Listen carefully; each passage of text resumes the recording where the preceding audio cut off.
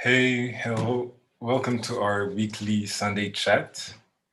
My name is Manzi Lionel, and I'm part of the PLP, commonly known as the Peace and Love Proclaimers. I'll be your host for tonight. As you know it, this is an interactive session, and we look forward to your questions, or insights, or comments via our Twitter handle, Peace and Love Proclaimers, with the hashtag Sunday Chat, or through the YouTube comments. During our Sunday chats, as you know it, we have been hearing, interacting, learning, and we've been inspired by some of the most dynamic and innovative young men and women that are doing amazing things, whether in the entertainment industry, political sphere, or private sector. And today is clearly not an exception. We are going to celebrate our own, our very own. For tonight's Sunday chat, we're going to have a wonderful chat with our very own, as I said, a PLP member since I think the very beginning of PLP, Richard Rusa. Richard Rusa is currently a product manager at Ilembo. And beside that, he is the co-founder of Ballistic Burgers. I'm sure most of you know Ballistic Burgers, and if you don't, please treat yourself with Ballistic Burgers as soon as possible. He has held different senior positions at DMM Hehe. And on top of that, as if it's not enough, he's currently studying his master's program, which is an executive MBA at the Quantic School of Business and Technology. So, Richard Rusa, welcome on our Sunday chat, and thank you very, very much for being with us. Thank you, Lionel. I'm delighted to be here. It's a pleasure to have you. I think the first questions, whether you would have been in the pandemic, but even more so because of the pandemic, is how are you, Richard? That's a thoughtful question. I mean, I'm great. I'm doing well. I've been safe so far, or this far, and I hope this continues until we overcome this pandemic. Yeah, I'm going. I'm going on with my usual routine and just trying to continue to make a difference, like we love to say as peace and love proclaimers. That's amazing. Um, could you tell us more about yourself? Besides everything that I say that you're doing, and yes, could you please tell us about yourself? Yeah, sure. It's always the hardest bit, I guess, of the conversation, talking about yourself. But my name is Richard Rusa. I'm a technologist by profession and by training. I did computer science in university, and since then at the University of Rwanda. Since then, I've been in the tech industry in Rwanda. I would say it's been about maybe 11 years.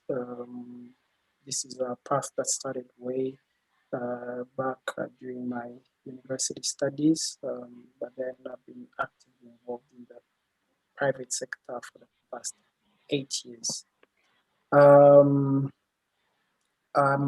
As a technologist, I'm very specialized or specifically into product design. And there's a wide range of things we do as product designers. And as far as technology is concerned, we translate needs and any challenge that communities are facing into solutions that come out in form of a technological output or solution. So if people have a problem of maybe access to goods, that's when we design, for example, e-commerce solutions. If they have access to a gap in access to services, you have services that Irembo is providing right now. So what we do is basically bridging the gap between the need and translating it into something that's usable in form of a technological solution. And I've been doing that for the past couple of years.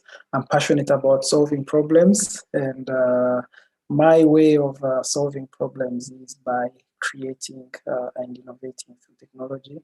But my product design passion goes way beyond technology. I'm a creator, and I love to create in different spaces, and that's how Ballistic Burgers was born. But I'll be talking about and touching about the different bits of my journey in this conversation. But after university, I I linked up with friends, co-founded Hehe Labs, which later on became DMM Hehe, and I served at DMM Hehe as a as a product designer primarily, and then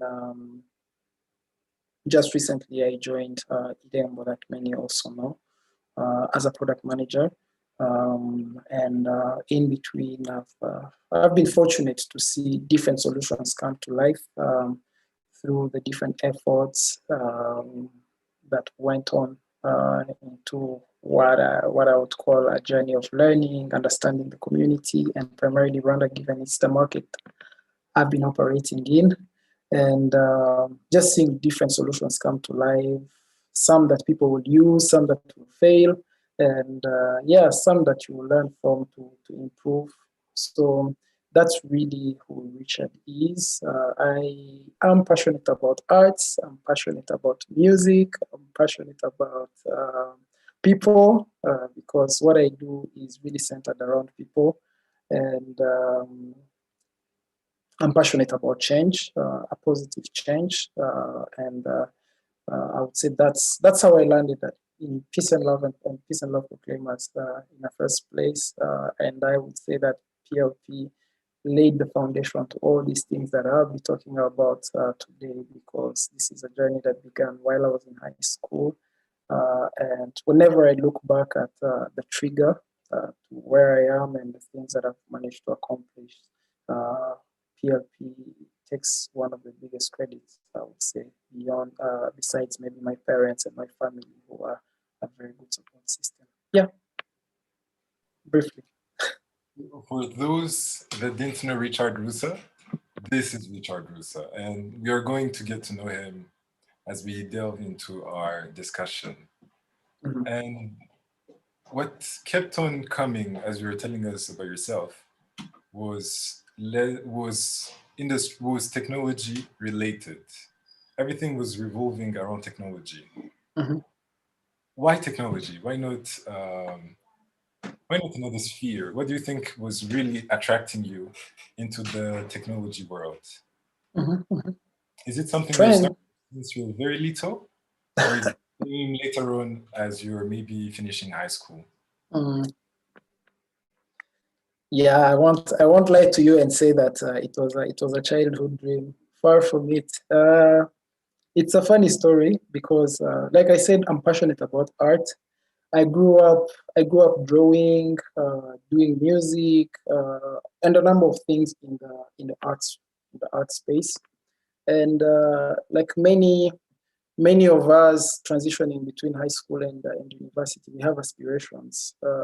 We want to go study abroad and do a lot of amazing things in great universities in the US, in Europe, in Asia. Mine at that time was I wanted to be an architect. I wanted to draw houses, the most amazing homes. But then by the time I finished high school, first of all in Rwanda we didn't have that option. There was no architecture school, and the one that was in the pipeline was actually literally starting. It wasn't really um, yet established. Um, so my options were very limited. And studying abroad, in as much as it was attractive, I knew that obviously the first option would be Rwanda, unless I got lucky with maybe a scholarship. But I was very open to studying in Rwanda. So um, having been through the nationals, you get assigned to a university, and that's how computer science came to be for me. So it was an allocated option, but what I did with it was right in the start of my journey as a computer scientist was just trying to create a linkage between my passion and the spectrum we were in. Computer science is still one of the buzzy option that we have right now. Everyone wants to be either an engineer, everyone wants to work in tech because it's literally central to every sector of life right now. So it's attractive in itself. That's why I didn't resist so much, but I still wanted to find a connection between my passion for art and that specific sector. So I came across the creative space in the computer realm in that way. I got fortunate to be a part of different Google initiatives that opened my eyes to the different possibilities around the tech space and the creation, and these are things that we call user interface, user experience design, graphic design. All those were different spaces and options for me that were available that I eventually started tapping into. So I won't brag about being maybe a coder. I haven't written any line of code ever since I left university, for example. And I have no shame in that because I chose my space and I really love the space I operate in because it offers me a wide range of things to do, and the impact is something that I can measure. So yeah, that's how I landed in computer science. Briefly, it wasn't something that was planned, but fate had it that I had to find that linkage. So it's interesting because at first it's not what you're wishing for. Mhm. You had a passion that you were really passionate about and wanted to pursue into college, but then a challenge came. But then you didn't let yourself let down by the challenge. Instead, you really took things in your hands. Mm, You kept on looking for a way to merge what you're studying and your passion, which is mhm, something we should learn from as the youth.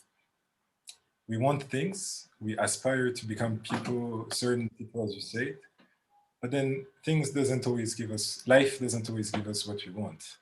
But mm, this is not a reason to give up. Instead, we should find a way to align mm, what life is giving us and what we want to mhm, achieve. mhm. So, thank you very much for that honesty. You could Oh, have well, said that it's what you wanted, but you really gave us your background, and I think it's going to help a lot. So thank you very much. oh, thank you. Now, my question is in the same regards. Looking back, do you ever think about, I would have, let's say, for example, when you look at a building, do you Mm. ever think, I could have done that if not better? Do you ever look back and regret? I have no regrets, honestly, when it comes to the choices I made around my career. And most of the times, what you will see is our journeys are traced in a way that it's a mix of the things that we have control over and things that I call destiny. And many of those pieces we don't fully have control over. But it comes back to us being very self-aware and understanding our shape. And by our shape is what am I deeply passionate about? What do I naturally feel like doing? What is that one thing that nobody has to force me or push me to do? You know, we all have that one thing, and I believe that that's the one thing that we really need to harness and and water and ensure that okay, that's the place where we eventually going to thrive and see a lot of impact made because it really defines purpose at the end of the day. So for me, I feel like that foundation is laid, and now what is built on top of it, whether it's tech, whether it's food, uh, whether tomorrow I'm serving in church, whether I'm serving in, you name that industry, but the foundation and the things that I'm doing as the core is still that one thing that when I wake up on Monday, I'm excited about. Is ultimately what makes a difference. So I know that we have architects, uprising architects that are doing an amazing job because they went through that professional training. I didn't get the chance to get into that training, so I barely understand the dynamics of architecture, but I can tell you a thing or two about technology. So I appreciate what they're doing. I might have my own preferences and input, but it comes down to, okay, what more can someone else do in that manner, and what constructive feedback can I provide? The same way we take feedback as technologists to create solutions that are really making an impact. That's at at each of the questions you're answering, it's Mm, really creates a sort of introspection. And mm, I'm sure our audience, it's exactly the same feeling. They're questioning themselves, mhm. seeing some options, maybe they're neglecting, thinking this is not what I want to do, and being forced to do it. So you're actually telling us to be open-minded. Mhm. And looking at your career, you first started wanting to be an architect, and then you got involved into technology, and now, but we're going to go deeper in it, and now you have a business regarding the food industry. Do you think it's a critical skill today to be open-minded? Do you think it's something that we should? I know it's an obvious question, but could you Mm, really give us your take on it? mm. The importance of being open-minded in today's world. So what I would say about open-mindedness is in terms of opportunity and gap. Um, Africa in itself is a land with great or immense opportunities. I don't like to call them problems. We are pioneering a lot of spaces in Rwanda and Africa at large, um, which means somebody has to stand up and take action. And the foundation sometimes is the soft skills that we have. It's the background, the education, and our direct environment. Um, so the formal training that we get is supposed to equip us with a specific skill now to tackle a specific problem. Um, and ultimately, what you realize along the way as a career person is you still learn a lot in the job that makes you even more relevant to different spaces and tackling different solutions and different problems in different spectrums. So, for example, when I see a gap in how service delivery is done in the food space, or the fact that we don't have a lot of specialized kitchen, there I'm speaking about Ballistic burgers. Um, it's not because I'm the most qualified person in the food space. I'm not the best chef. I saw a gap.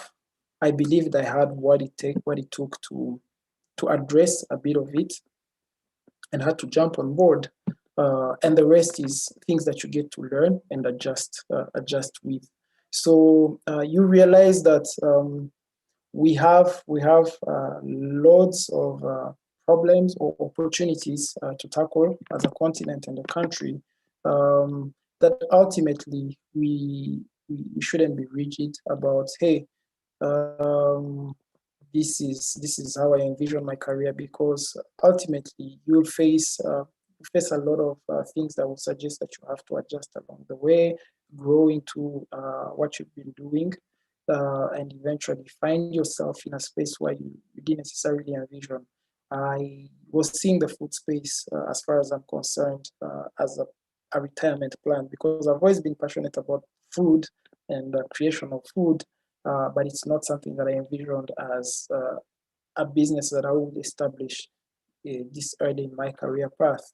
But the season, this pandemic revealed a bigger gap for me that I couldn't continue to sit, and I just had to get started and eventually see, test the assumptions and see whether this is something that could actually amount into a viable solution for the people that I thought needed, and eventually turn it into a viable business that can scale, whether it's in the country and beyond.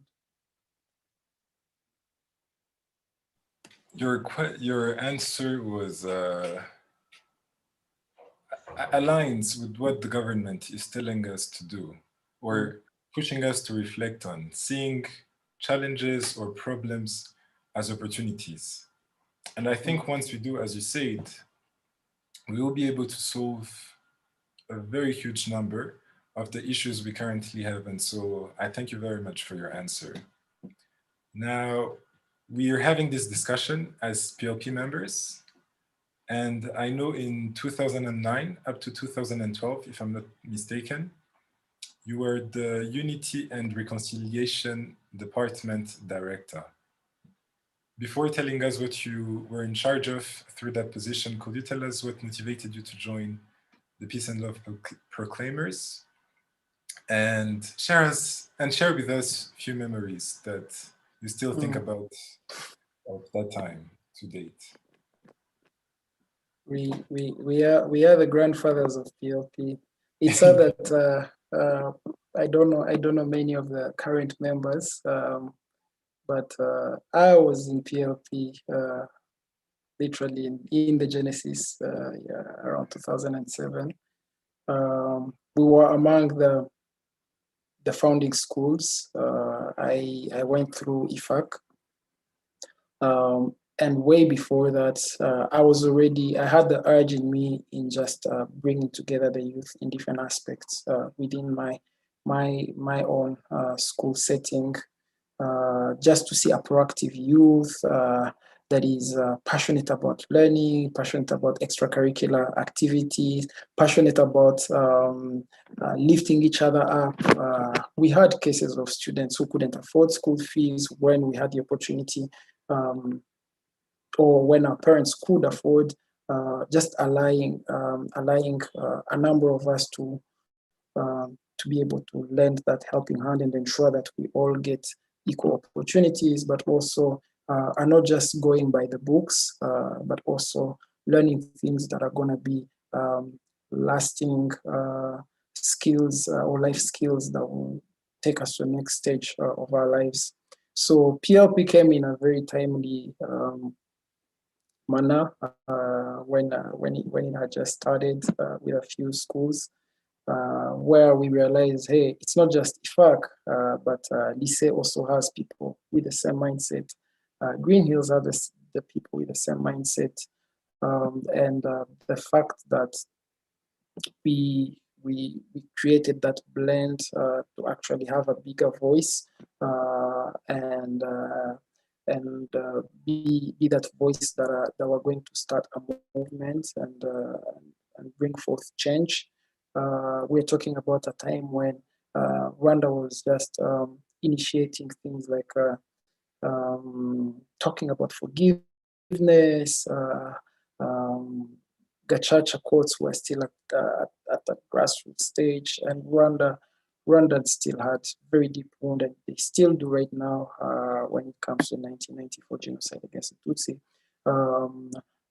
But beyond that, Rwanda was also rolling out the vision that we are reaping the fruits of at this moment. But the youth had to be very central at what the country had undertaken as a journey, and the fact that we could ally and start a movement that was not only just a movement of cool people, but it was also about let's talk about tangible things that we can do for the country, starting with our small environment, the school, the community, and the people around us. So those are the things that really attracted me from the get-go, because it's something that we're already doing in a small scale within our school. But knowing that we had the opportunity to scale that within Kigali and the different provinces, and even go beyond Rwanda afterwards, it was a cool idea, and a cool thing to venture into. So the early days are still some of the best memories, the friendships that we built, but also seeing that we started something that is still continuing, and even just talking to you guys is heartwarming for me, knowing that we are in 2021. That's 14 years, right?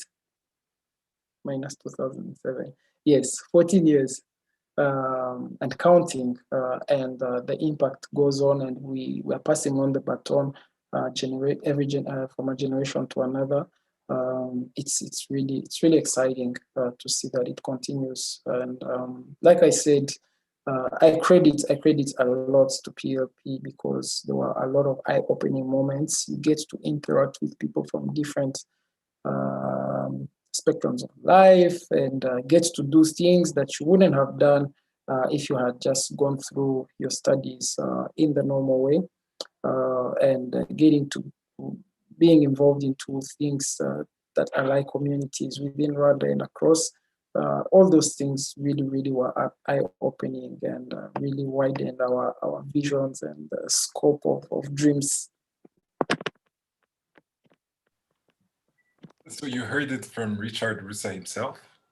Mm. If you're following us right now and you're not yet a member of PLP, this is the place to be. Join us. Let's contribute to the development of our country, to the unity, to the reconciliation, to the growth of our country as we get to learn from our very own members of PLP that have been impacting our country through PLP, but also beyond PLP, as we have been hearing from Richard Rusa. Now, if you may allow me, we're going to take a short break and we'll be right back. Thank you very much.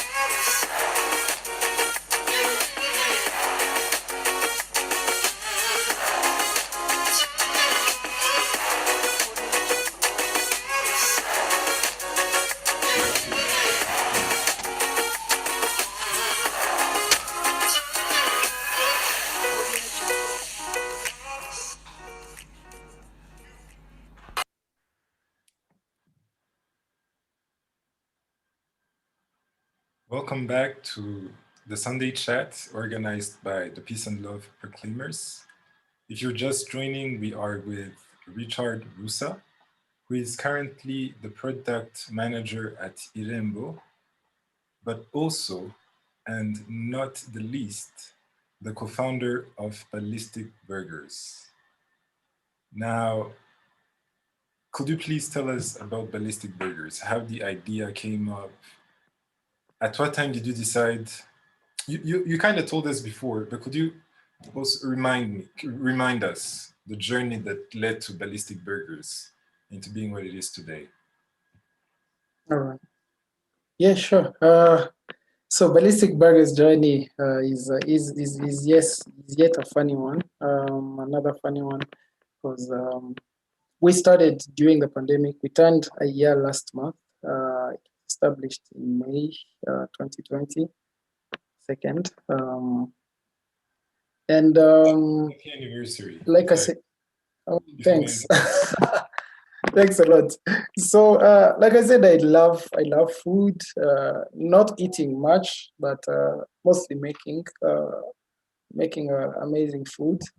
So I've always contemplated getting something started in the food space, but the more I thought about it, it was a retirement plan. So I was seeing myself more into the food space, maybe in my late 40s and 50s. But then during the pandemic, like many of you, I did a lot of cooking with my housemates, a lot of cooking and eating, and so we were making all sorts of food, including burgers. Um, and one day we decide, okay, a friend calls. As you can imagine, before that we were all locked down. That was the first lockdown the country was into. A friend called. They were craving burgers, and they were like, "Hey, can you make us some and send them?"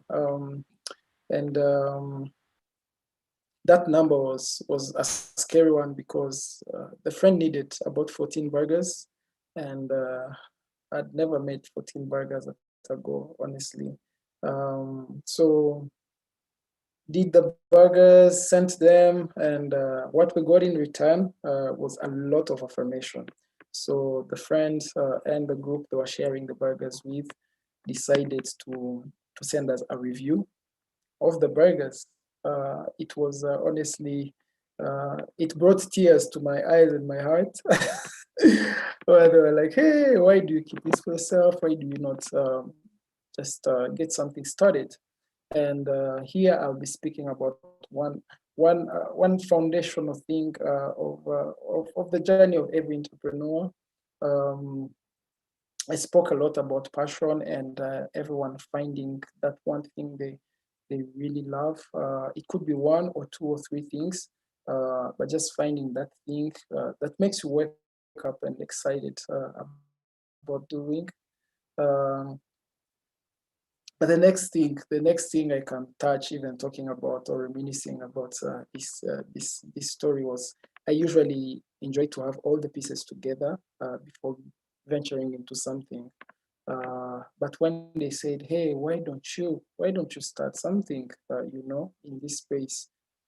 Can you guess how long it took me to get started with the business?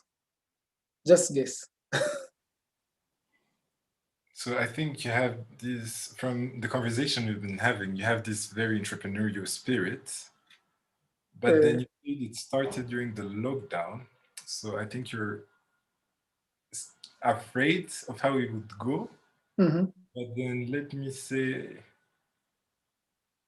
1 month. Mm, you got it very wrong because the next day, Ballistic Burgers was born, Literally the and next. that's the next day. That's unlike me. It's really unlike me. I usually it would take me a month or even more in my normal self, but I decided to be very impulsive with it. I was like, "Hey, what does it take? I already have an oven in my kitchen. I should just give this a shot." And I was with my housemate. We said, "Hey, let's give this a shot. Let's try this and see how far it goes." So I would say just start. That's really the point I'm trying to make here. Is sometimes we overthink it. We have all sorts of excuses. We don't have the capital. We don't have the team. We don't have the resources. We don't have the equipment. Just start. Just start. Because from then we were like, "Hey, let's give this a shot and see how far it goes." If in a week's time the hype is gone, maybe all our friends have tasted and seen and they're over it, we'll move on with our lives. There's nothing to lose, honestly. And as we were moving, we saw good feedback, and there was the ripple effects. I would say just friends telling friends, their friends' friends, and you see a whole network of people coming on board. And at some point, you even have people you barely know, people you've never met and never know, um, trying out your product and loving it and coming back for it. And that was the time when we got the confirmation. It actually took us maybe 2 months or 3 months to be confident that this was actually a business idea that we were working with, and we needed to now turn it into a brand and create a whole business plan around it. So that's how we started. And yeah, maybe you'll be asking questions, and it's gonna be easier to elaborate on the different pieces of the journey. But that's really how Ballistic Burgers began. So for those who have been asking, because even I've seen in the YouTube comments, people are asking how did the idea come to you? And so to my fellow PLP members and Rwandans following us, whether in Rwanda or abroad, just start. Richard has said it, just start. Eventually it's smart to really think the whole business through and like have a business plan. But if you have like a sort of idea that comes to you and then you realize it's a business opportunity, registering in Rwanda takes, I think, 6 hours if I'm not mistaken. Sorry? Registering in RDB, a company, takes 6 hours if I'm not mistaken. Yes, and 0 francs. 0 francs. And even before doing that, you can test. Yes. And see how that goes, as you told us. And could you tell us at what point you realized this is actually a concrete business? Because I've seen that you joined the 3rd cohort of the Tourism Inc. Could you tell us about that a little bit more? Yes, the time we realized Ballistic Burgers was honestly a business, like I mentioned earlier, was maybe 2 to 3 months in the business. It's that point where you realize, oh, okay, what's next? So it's basically maybe you've put in all your initial effort in getting your direct circle to try out the product, and your business revolves basically within or around your circle. But then once you've hit that ceiling, the next question for us was, hey, yes, we see potential, we see good traction, but what more can we do with this, and what are the limitations? So some direct limitations were around, hey, what do we call this? Because we didn't call it Ballistic Burgers from day one. What kind of brand image do we want? Do we have to register business within RDB? How do we create a process that really is well gelled for us to deliver fast and be consistent on the quality of the product? So all those were the questions that popped around maybe 2-3 months within the business that suggested, hey, there's more we need to do for us to actually scale, and there's no way around it.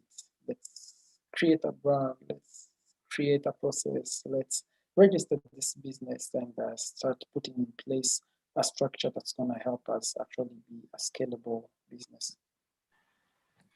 I'm actually happy that you touched on it, because I was planning to ask you, how did you come up with the name? And I think someone in the YouTube comments also asked, why Ballistic Burgers, or what does it mean? About it. Yes. I'm just bringing out different nuggets because I really want us to keep specific things in our mind. I started with just start, but another thing I want to bring out is the power of specialization, especially in this specific context. Rwanda is still a market with a wide range of opportunity, if you ask, and this is something I keep coming back into. And some of the gaps that are in this market is, as far as the food industry is concerned, is we have a lot of great food joints, great restaurants that are serving amazing food, but sometimes what you want is, hey, where do I go to find this one specific thing? Where do I go to find amazing burgers consistently? Where do I go to find amazing pizzas consistently? Where do I go to find amazing burritos specifically? Or Imvanje. As a matter of fact, we will be talking as well about all those other homemade food. So there's not a lot happening in the space where people are really specializing. And the reason why I'm talking about specialization is when you have 100 items on your menu, it's really hard to be excellent at each one of those items. But the more you're focused, it gets easier for you to really differentiate yourself and be known as that go-to space. So right now, if somebody asks you, where do I find burgers? We wanted to be that place where people identify as the place for burgers. And the vision around how we now want to innovate in the burger space is how we want to differentiate ourselves from competition. But from the get-go, we really wanted to be that place that is excelling at creating amazing gourmet burgers. So back to your question. Okay. Yes. Sorry, it even just flew because I'm becoming bubbly. I get very excited when I talk about. You are. You really are. You really are. Yeah, I get very excited. So the question was, remind me. How did the name came up? The name, yes. So, and we really wanted to create a movement that was really driven by people. We have three core values. One of them being people. We really want to be people-centric, and everything we are creating revolves around creating a great experience for people, valuing the feedback to continuously evolve, and that's one of our core values. So the journey of Ballistic Burgers from the get-go was we serve you a burger, but we want to hear back from you. How was your experience? And we genuinely want to have that constructive feedback for us to improve, because we didn't want to pretend that we had the best product, but we wanted to create the best product, and we still do want to create the best product. So in that process, even when we were brainstorming about the name internally, it came back to the feedback we kept getting from people. The question was, how was the burger? How's the burger? And the biggest answer we got, the majority of the people we kept asking that question were answering Ballistic.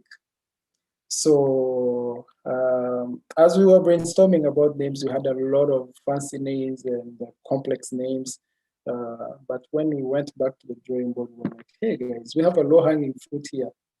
The people had already given this thing a name, Ballistic. And what did it mean for us? We had to dissect that name. Ballistic means yummy, it means great, it means bombastic, it means amazing, it means you can name it, all the adjective that suggests this is a great thing, this is a great experience, I love it. And we're like, yeah, this is how we want people to feel about this product. So Ballistic came to be, and Ballistic became the name without us trying so hard. For those that haven't tried a Ballistic burger, okay, tonight, right now it's 9 p.m. and with the lockdown, it won't be possible to get it. But tomorrow, tomorrow starting 10 a.m. Starting 10 a.m. Please, yes, give yourself a treat. You deserve it. I think you worked hard for it. Treat yourself tomorrow. And coming back to the fact that choosing the name, you chose the name that the people gave you, and you work at Tirembo. If I summarize it, it works for the people as well. And Yemem Hehe was also a platform for the people. Why do you think it's so important to focus on the people and focus on the customer experience, on the user experience, on the feedback? Why do you think it's so important to focus on the people? It's very important to focus on the people because we can't claim to be the experts of what people need. you can't really claim to be the expert of what people need. At the end of the day, you might have an idea, you might have a solution, but it will have to be tested. And I keep telling this to engineers because I work a lot with engineers who are doing the coding, and I tell them, um, ultimately, it doesn't matter how complex and sophisticated your lines of code are. If it doesn't ring a bell in the eye of someone using your product, if it's too complex, if it's too complicated, then you've missed the point. It might be a solution, but it's not tailored to whoever you're designing it to, and you're you're you're basically setting yourself up for failure. So whatever we do, we have to continuously have that user and people centricity, because that's the only way you stay relevant, and that's the only way um, you're alert of the times and seasons we are in. Right now, the pandemic is central, and you realize, for example, the need has shifted from people moving to people using online and digital tools to interact, like the one we're using right now. But before that, maybe a cab would take me to the venue and we have this conversation. But right now, the shift we are basically addressing the same thing, being in one place talking about these things that we're talking about. But the platforms have changed, and as an innovator, you have to be alert of times and season, and you only get that by gauging what people think, what people feel, and what people need. So maybe that other bullet point is keep keep referring back to the need, keep referring back to the problem, and keep referring back to the people as you solve whatever you think you're solving, and never claim to have the answer for a problem that people are facing unless you've consulted them or you're sojourning with them to create on that journey of creation. You're co-creating with them. Thank you very much for this insightful answer. And I think for the entrepreneurs that are following us or those aspiring to become entrepreneurs, I hope they have their notebooks, taking notes and really learning from you, hearing from you, and probably brainstorm. And tomorrow we might have a business that Mhm. would probably have Rusa as an inspiration. So thank you very much. If you allow me, we're now going to take some questions that have been asked online. Mhm. And the first one is from Olivier. He's Mhm. asking, would you share with us the challenges you faced or Mhm. you used to meet in your business and how you managed to sort it out? Maybe we can focus the questions on Ballistic Burger. Ballistic burgers. Yeah, sure, sure. It's a tough one to answer. I would say having been being a business within the pandemic, uh, obviously, if Ballistic Burgers was born in a different time, I would say the likelihood of it being a physical restaurant would have been very high. Um, but we had to adjust to the times, given we were already born in a time when we knew that people couldn't walk to a dining or a restaurant. We had to adjust with the time and create a solution um, that was mobile, if I may say.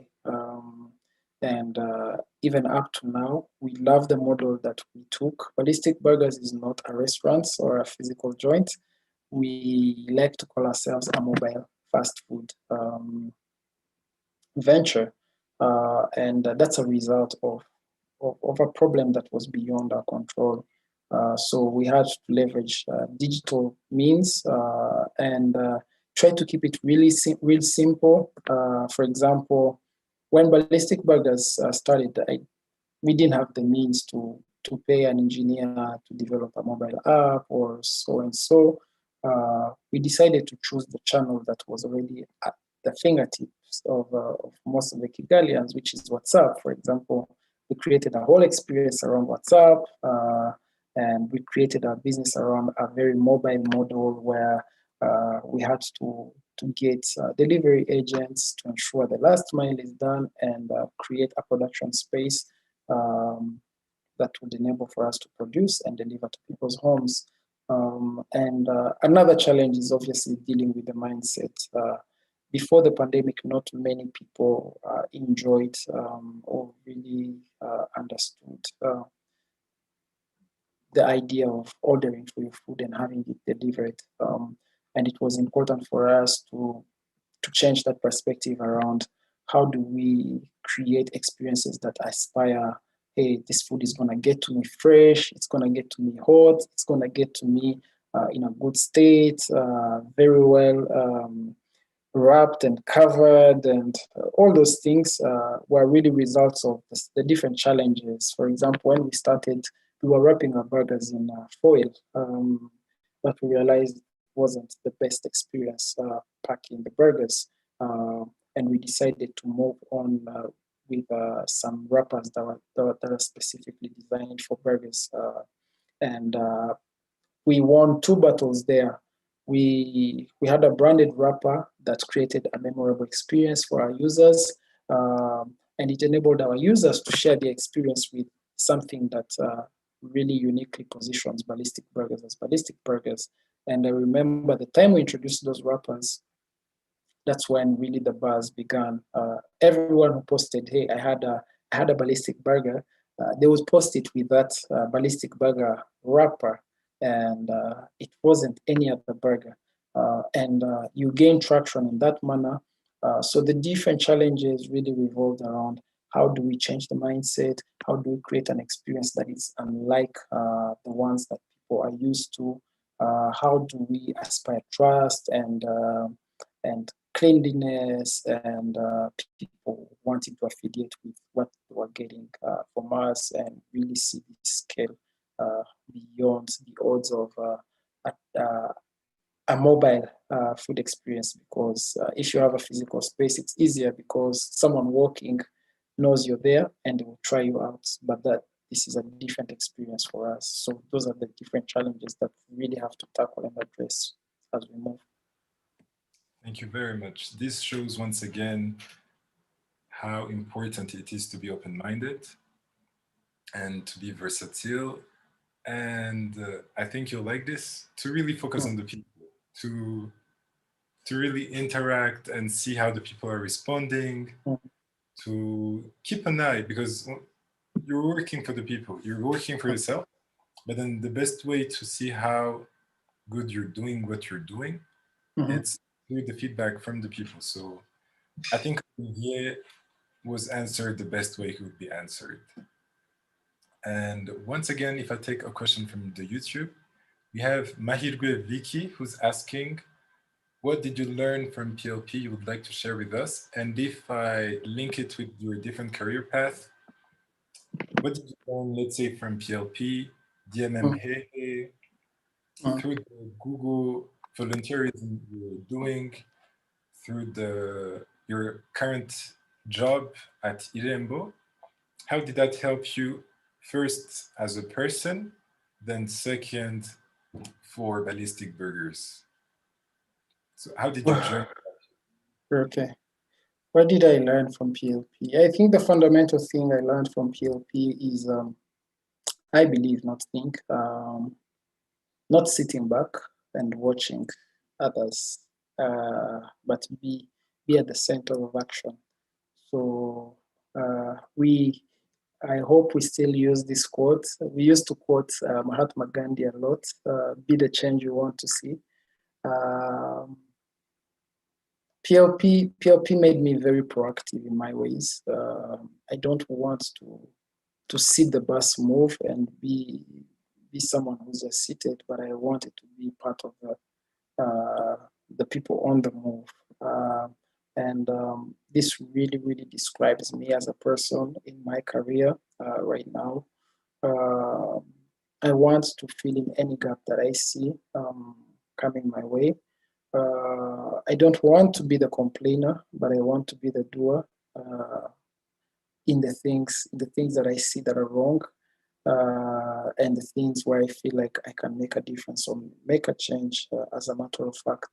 So there were a lot of soft skills, whether it's through PLP or the different lines of career, my leadership style, my management style, how I approach people, how I do things. Uh, as a matter of fact, even just speaking, all these things are skills that I learned, whether it's through PLP and the different jobs that I had to to do for the past couple of years, just to be able to articulate a problem, be able to articulate a solution, be able to voice my opinion.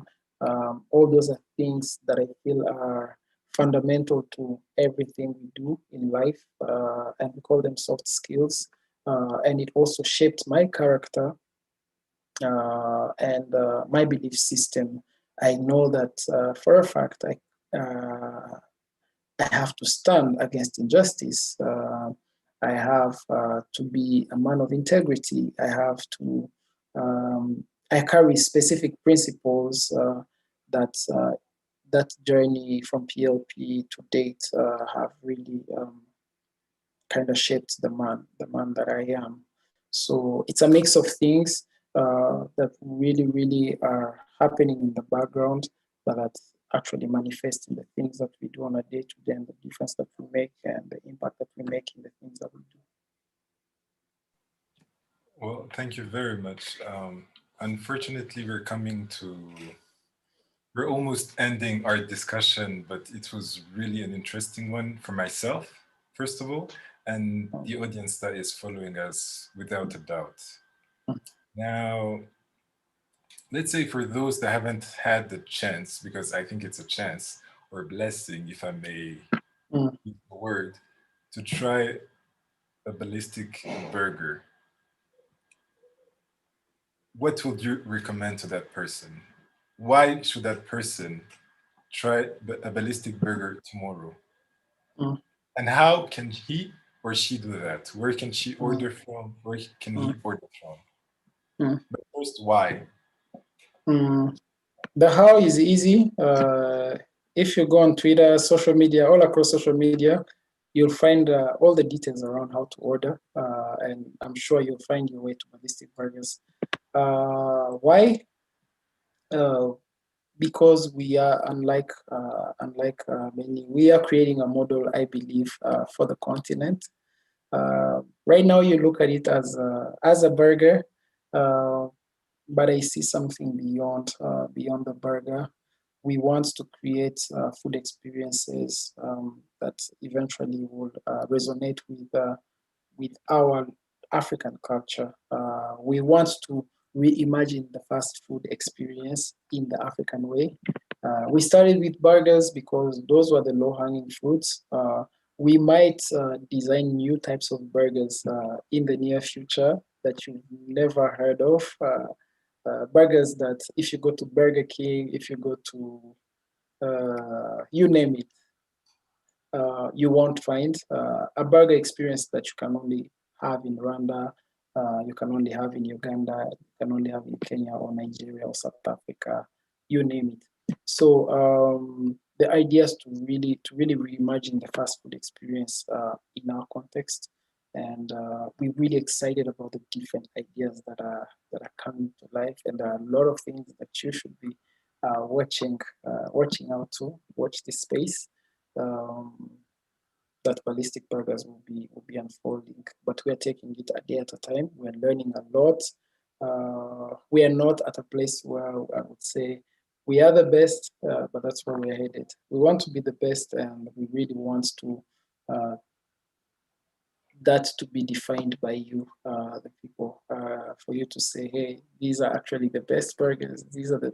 This is the dopest fast food experience that you will ever have in Rwanda. If you're if you want a ballistic experience in terms of food, I think that's the best way to sum it up. Mm-hmm. Is try a ballistic burger and Yes. know the movement Mm, as it's still starting, because I think, as he said, the future is even more bright and it will be a tasteful experience. Please join it Mm. as it starts. If you allow me, we're going to take this question from Krizera Eme, Okay. who was asking, what inspires you as an entrepreneur? I think you kind of talked about it, but if you don't mind answering to this. So what inspires you as an entrepreneur or as a person, as a business leader, as a product manager? And maybe who is your role model? I think right now you're being a model for a lot of our audience, but who inspires you, Mr. Richard? Uh, uh, the role model question is always the toughest for me. But given we're in the spirit of Father's Day, and happy Father's Day to any father that's following us right now, I would say with no doubt my dad is my biggest role model, honestly, because he's one I saw walking the talk growing up, and he's instilled a lot of great values in in me personally, my siblings, and the family and the people he's worked with over the course of his life, and he's still alive. Yeah, so I would say he is my role model. What inspires me? What inspires me? It's a mix of the opportunity that lies in Rwanda and the continent. Uh, we are a virgin land, if I may say. There are great things that we can still do to leapfrog development. Technology has really become the tool that could enable us to maybe catch up with some of the most advanced nations. I'm excited about technology, and it just inspires me to know that there's a lot of great things that we can do to turn things around for our continent. I'm inspired by the fact that we are a very youthful continent as well, which is an exciting thing, and it's an asset that not many continents have right now. I would say only maybe Asia can brag about that, but Africa is the youngest continent in the world. Um, I'm generally just inspired by people, and the things that you can learn from a person, from interacting with people, and how you can make a difference in someone's life in that manner. So yeah, we have a mine of gold we are sitting on in terms of the opportunities, the people, the youth that we can really capitalize and create uh, things that the next generation will look back at and say, we're really proud of this previous generation because they've really set us on a path to success. Thank you very much. And sorry, we are running out of time, so I'll be Thank you. Thank you rushing so much. the last question if you don't mind. Okay. I'll try to make it brief. If you had, so the question of Solange Akaliza on Twitter was asking, would you please make a wish for PLP youth? And I'll sort of align it with, if you had the chance to start your career over again, would you do it? And if yes, what would you do differently? And your wish for PLP? Mm. My wish for PLP is for us to continue really on a path to planting a seed amongst the youth. I want to see PLP continue to produce great leaders because our continent is yearning for more who are seated in different spectrums of influence. And by leaders, I don't see leaders as political leaders only, but people who are sitting on different sectors. We've been fortunate to attest to that. And this session we are having is about people who've been through the PLP journey and who are serving in different spaces.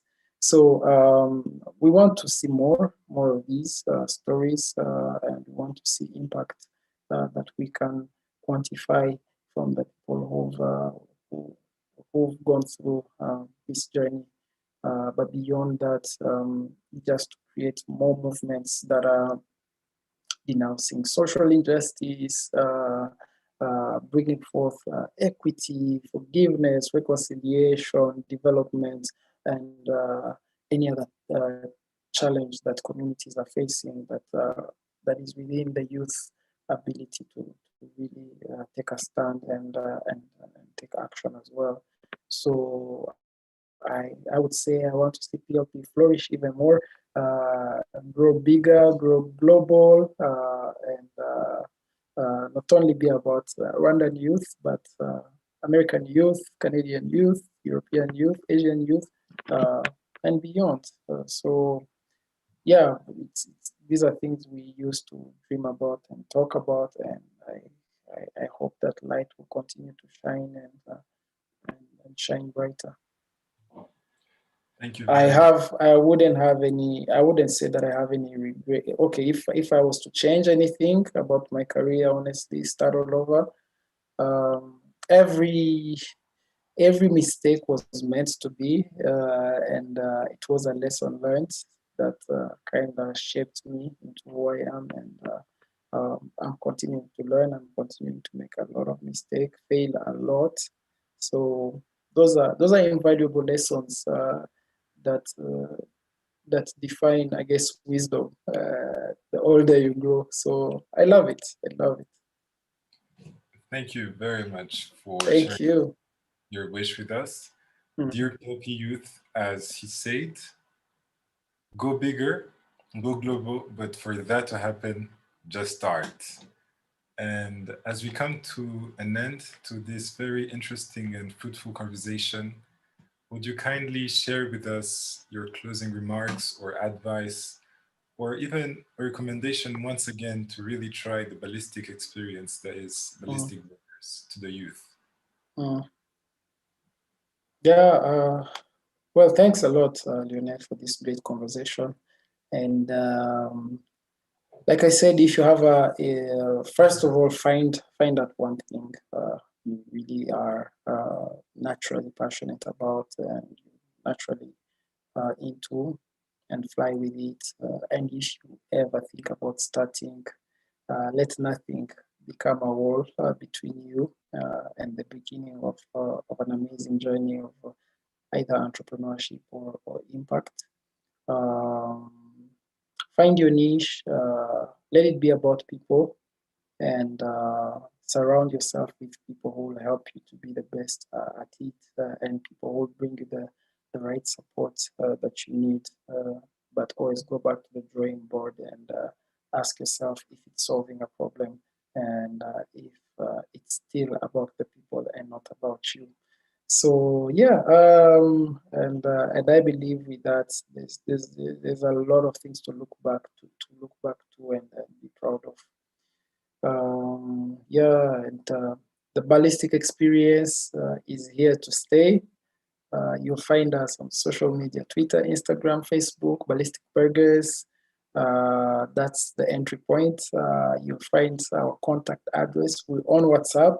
You'll find our numbers there for you to place your orders, and there are a lot of yummy goodies that you get to enjoy. And we love to hear from you. Any feedback is always welcome for us to improve. If you didn't love any bit of it, we love to take those bullets and ensure that we are growing and not assume that we are making the best product. So we look forward to serve you, and I look forward to further conversations. I'm also across social media if you have any question in terms of career, especially in my space. I love to talk about product design and the journey within my career that I've gone through so far, just to ensure that someone else who is trying to figure these things out is empowered by one aspect of that career. Thank you very much, Thank you. Richard Rusa. Thank you for allowing us to have this conversation. Thank you for your remarks, for sharing your experience with us. Mhm. We look forward to see your next steps as an entrepreneur, as a person, but also through Ballistic Burgers and different um, roles you have or projects you have. But we also cannot thank enough the audience that is currently following us on YouTube. For those who joined for the first time today, I think this showed you what the PLP is all about. So kindly subscribe and follow us on our Twitter handle at Peace and Love Proclaimers. We look forward to having different engaging and insightful conversations for the upcoming days and months. And thank you very much for following us today, for tuning in. Thank you very much, Richard. And we look forward to see what you will do in the future. Thank you.